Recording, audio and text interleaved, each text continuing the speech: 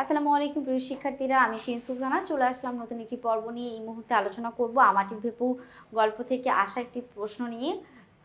আমাটির ভেপু গল্প থেকে আমরা কিছু অনুধাবনমূলক প্রশ্ন এই মুহূর্তে আলোচনা করব, যেটা 1 থেকে 5 নং প্রশ্ন পর্যন্ত সাজানো আছে। তো খেয়াল করি এখান থেকে কেমন প্রশ্ন আছে।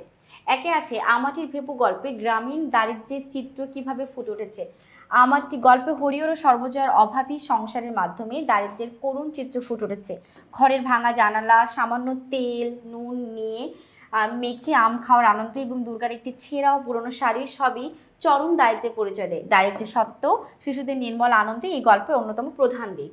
এবার আমরা 2 নম্বর প্রশ্নটা খেয়াল করব। 2-এ কি আছে দেখো। 2 নম্বর হচ্ছে, তুই অত বড় হয়েছিস, তোকে কি বলতে হবে, কথাটি কেন বলা হয়েছে। মা সর্বজয় দুর্গাকে এই কথাটি বলেছিলেন। দুর্গা সারাদিন রোদ বৃষ্টি উপেক্ষা করে পাড়ায় পাড়ায় ঘুরে বেড়াতো। একজন বড় মেয়ে হিসেবে তার যে ঘরের কাজে সাহায্য করা বা মার্জিত আচরণ করা উচিত সেটা সে করতো না। মেয়ের এমন দায়িত্বহীনতা আচরণ দেখে বিরক্ত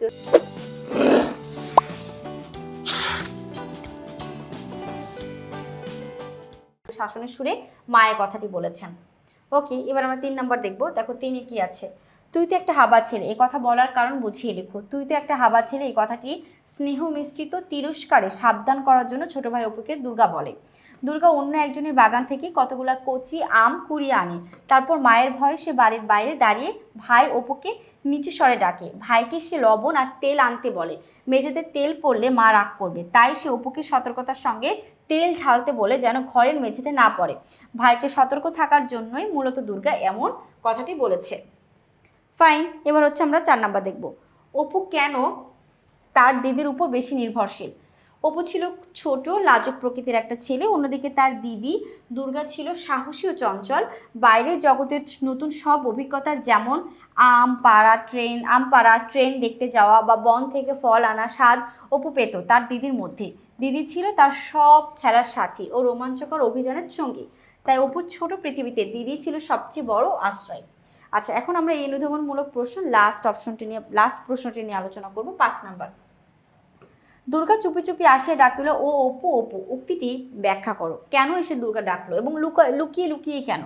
এই উক্তিটির মাধ্যমে দুর্গার চঞ্চল স্বভাব এবং অপুর প্রতি তার মমত্ববোধ ফুটে উঠেছে। দুর্গা সাধারণত বনে বাজারে ঘুরে বেড়াতো এবং বিভিন্ন ফলমূল কুড়িয়ে আনতো।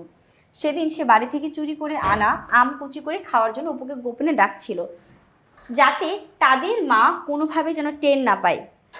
তারপরে হচ্ছে, এটি 2 ভাই বোনের মধ্যকার যে গোপন মিতালি ভাব আছে ও গ্রামীণ শৈশবের চপলতাকে বা চঞ্চলতাকে গভীর বা সুন্দরভাবে নির্দেশ করে। তো সম্পূর্ণ এই গল্পটির মধ্যে হচ্ছে অপু এবং দুর্গার যে মিশ্রিত নির্দেশনার ভাব সেটাই আলোকপাত হয়েছে এবং বোঝানো হয়েছে। তো আশা করি তোমরা সকলে বুঝতে পেরেছো। আমরা আজকে এই পর্যন্তই আলোচনা করব। এটাই ছিল আমাদের অনুধাবনমূলক প্রশ্নে আসা একটি প্রশ্ন, বা 1 থেকে 5 পর্যন্ত যে প্রশ্নগুলো আছে সেটা সাজানো জিনিস। তো আজকে এই পর্যন্তই। আল্লাহ হাফিজ, আসসালামু আলাইকুম।